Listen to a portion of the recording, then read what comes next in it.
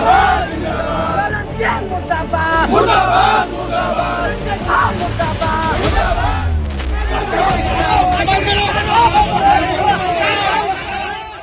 नमस्कार, आप देख रहे हैं अनाव। मैं हूं आपके साथ प्रियंका मिश्रा। बिहार की राजनीतिक सियासत उफान पर है और इसी सरगर्मी के बीच नीतीश कुमार ने राज्यसभा के लिए अपना नामांकन दाखिल कर दिया। जी हां, नीतीश कुमार ने राज्यसभा के लिए अपना नामांकन दाखिल कर दिया है। उनके नामांकन के वक्त गृह मंत्री अमित शाह खुद मौजूद थे। इसके साथ ही बीजेपी कोटे से नितिन नवीन और शिवेश कुमार ने भी अपना नामांकन दाखिल कर दिया है। इधर आरएलएम से उपेंद्र कुशवाहा ने नामांकन दाखिल किया और नीतीश कुमार और रामनाथ ठाकुर इन्होंने अपना नामांकन दाखिल कर दिया है। लेकिन इन तमाम चेहरों के बीच जो चेहरा सबसे ज्यादा चर्चित है, जिसने बिहार की राजनीतिक तपिश को बढ़ा दिया है, राजनीतिक सरगर्मी को बढ़ा दिया है, वो नाम है नीतीश कुमार। 20 साल तक सत्ता में काबिज रहने के बाद आखिर अचानक ऐसा क्या हुआ कि 105 दिन में इन्होंने उस फैसले को बदल दिया। 105 दिन तक इस सरकार में, यानी कि 2025 में जब उन्होंने मुख्यमंत्री की शपथ ली, जब जनादेश उनको मिला, नीतीश कुमार को मिला, जब जनता ने मुख्यमंत्री की कुर्सी नीतीश कुमार को सौंपी, उसके बाद 105 दिनों में ऐसा क्या हुआ कि नीतीश कुमार को मुख्यमंत्री की कुर्सी खाली करके राज्यसभा की कुर्सी संभालनी पड़ी। ये तमाम जो ऊहापोह की स्थिति थी, उसी बीच आज मुख्यमंत्री नीतीश कुमार ने ट्वीट करके अपने ऑफिशियल अकाउंट से ये जारी कर दिया, पुष्टि कर दिया कि मैं राज्यसभा जा रहा हूं, मेरा ये सपना था। हालांकि इसके पीछे का पूरा राजनीतिक समीकरण क्या है, किस तरह उन पर दबाव बनाया गया, ये तमाम चीजों पर हम आपसे बातचीत करेंगे। लेकिन ये जान लीजिए कि अब नीतीश कुमार राज्यसभा चले गए, लेकिन मुख्यमंत्री की जो कुर्सी खाली हुई है उसको लेकर तमाम तरह की अटकलें तेज है कि मुख्यमंत्री की कुर्सी पर अब कौन काबिज होगा। कई चेहरे हैं जिनको लेकर चर्चा का बाजार गर्म है। नीतीश कुमार का जाना बिहार के लिए एक सदमे से कम नहीं है, क्योंकि हर कोई ये सोचने पे मजबूर है कि एक सिटिंग जो सीएम है वो राज्यसभा के लिए अपने मुख्यमंत्री की कुर्सी क्यों छोड़ेगा।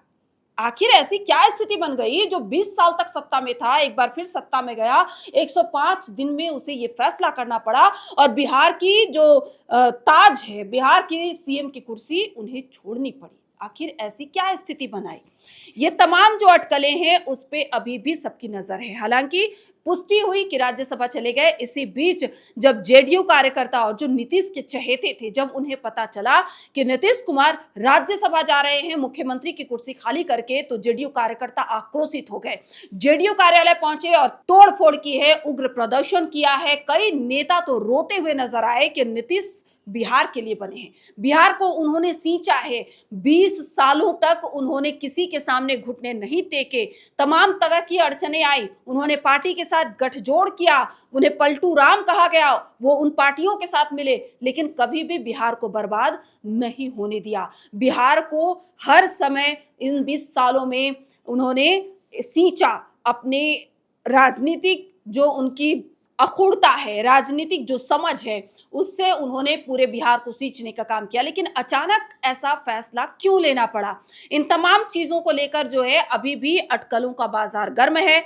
अब यह माना जा रहा है कि बिहार में बीजेपी कोटे से कोई मुख्यमंत्री होगा।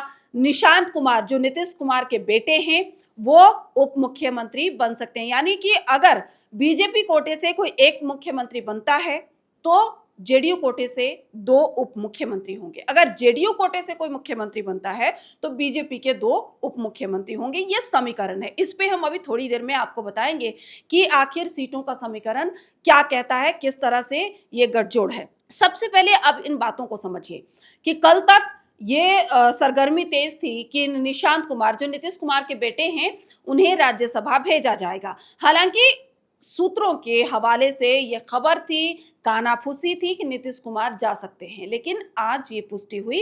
कल देर रात तक बैठकों का दौर चला, लेकिन इन अटकलों के बाजार में कि निशांत कुमार को राज्यसभा ना भेजे जाने के बाद आखिर ऐसा क्या हुआ कि बिहार के मुख्यमंत्री की कुर्सी ही खाली करवा दी गई। इसमें सबसे अहम रोल गृह मंत्री अमित शाह का माना जा रहा है। ये माना जा रहा है कि जब बिहार में सरकार बन रही थी तभी ये माना जा रहा था कि बीजेपी के मुख्यमंत्री होंगे, लेकिन उस वक्त नीतीश कुमार नहीं माने, किसी कीमत पर वो राजी नहीं हुए।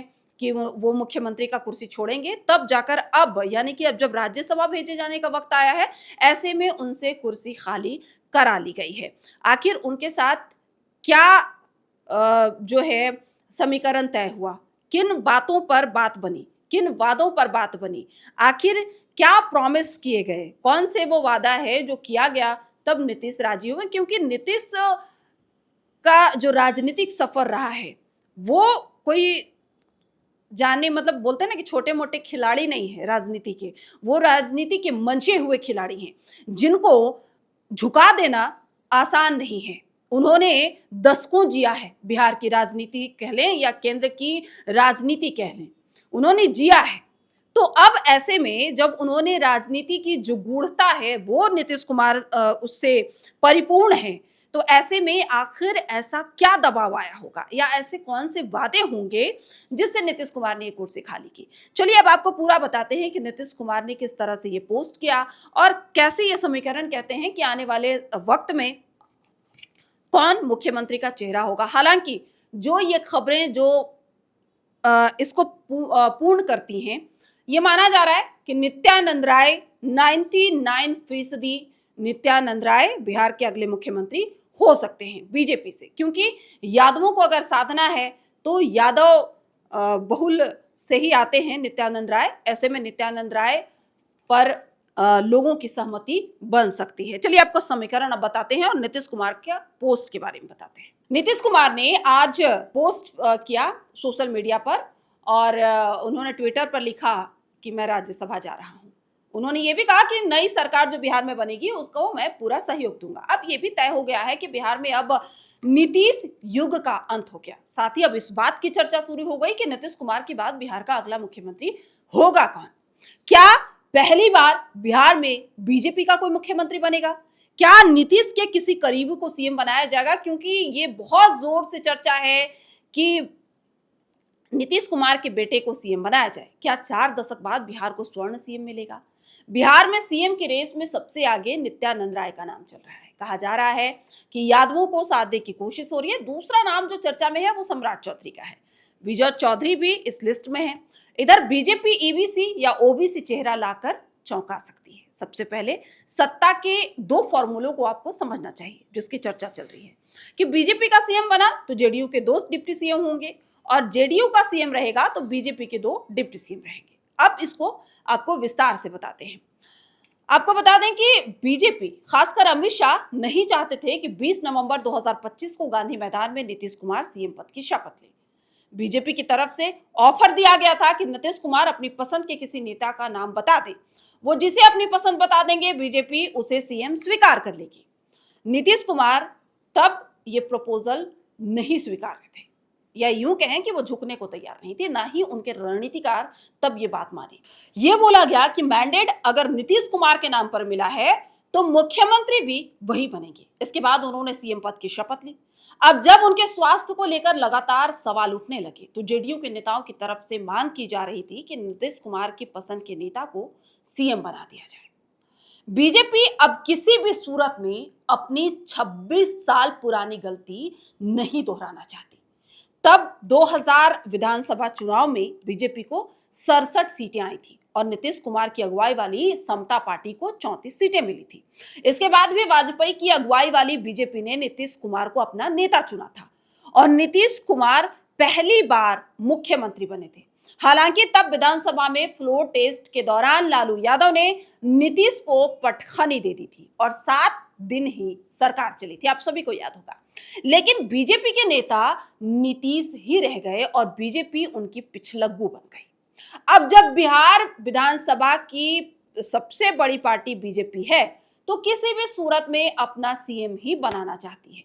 बीजेपी के राष्ट्रीय स्तर के एक नेता ने जब ये कहा कि वो किसी भी सूरत में कोई दूसरा नीतीश कुमार नहीं बनाना चाहते। अब चलिए बात करते हैं कि सम्राट को आगे करके क्या लवकुश समीकरण साधना चाहती है बीजेपी। सम्राट चौधरी कोयरी समाज से आते हैं, नीतीश कुमार कुर्मी हैं। इन दोनों को बिहार की सियासत में लवकुश कहा जाता है। राज्य में इन दोनों कोयरी और कुर्मी समाज की आबादी तकरीबन 7% है। इनमें कोयरी 4.21% है और कुर्मी 2.87% है। इन्हीं के दम पर नीतीश कुमार अपनी राजनीति करते रहे। ऐसे में अगर सम्राट चौधरी को बीजेपी आगे बढ़ाती है, नीतीश का ये वोट बैंक उनके पास से दूर हो सकता है। बीजेपी बिहार में ओबीसी को साधने के लिए गैर यादव ओबीसी को लगातार साधने की कोशिश कर रही है।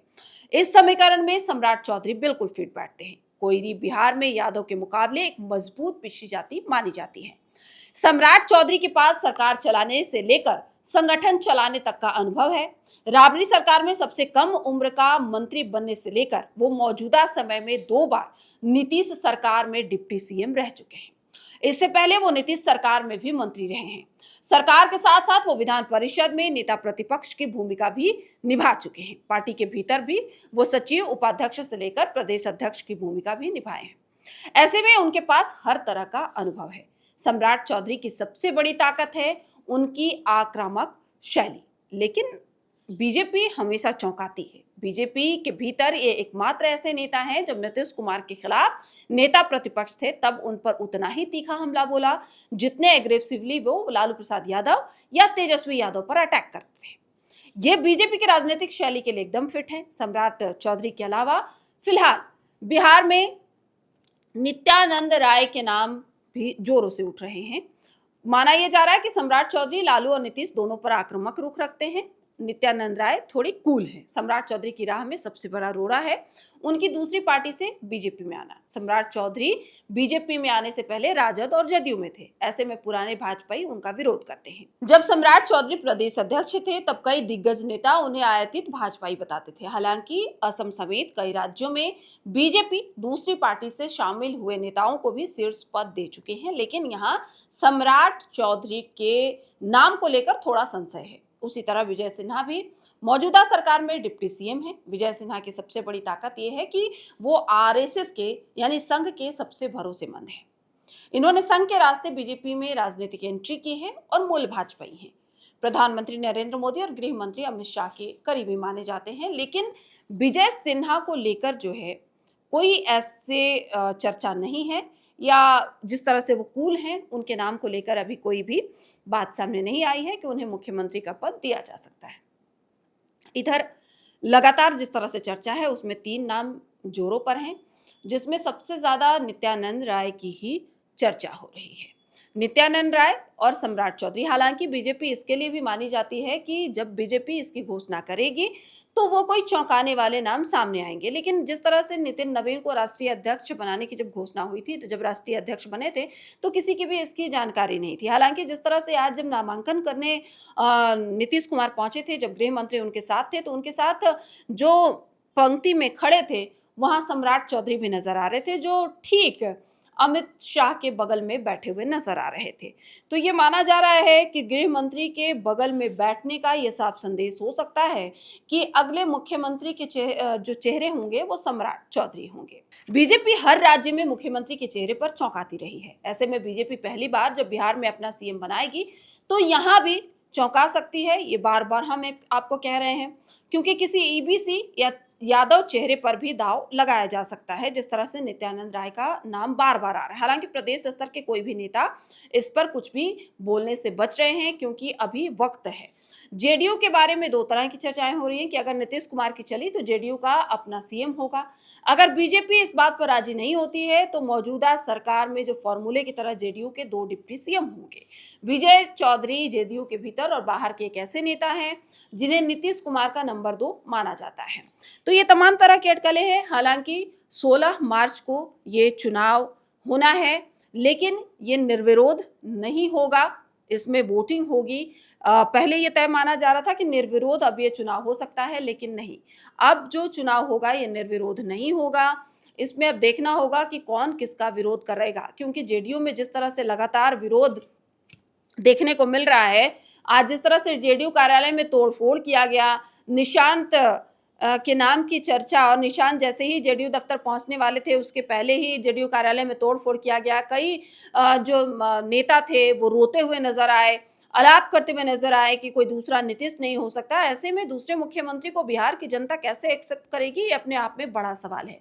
इन तमाम जो खबरें हैं उसके बीच क्या कुछ अपडेट आएगा वो हम आपको बताते रहेंगे। हालांकि मुख्यमंत्री के लिए सोचने का भी वक्त है, क्योंकि अभी अप्रैल में राज्यसभा जाएंगे, वोटिंग होगी, उसके बाद गिनती होगी। इसके बाद बीच का जो अंतराल है वो लगभग 1 महीने का है, तो 1 महीने तक पूरा समय है। इसमें राजनीति किस ओर करवट लेती है या क्या कुछ अपडेट आते रहता है, ये हम आपको अपडेट देते रहेंगे। अपडेट्स देखने के लिए आप एआर नाउ को ज़रूर सब्सक्राइब करें, हमारे वीडियो को ज़्यादा से ज़्यादा शेयर करें। आप सभी का बहुत-बहुत शुक्रिया।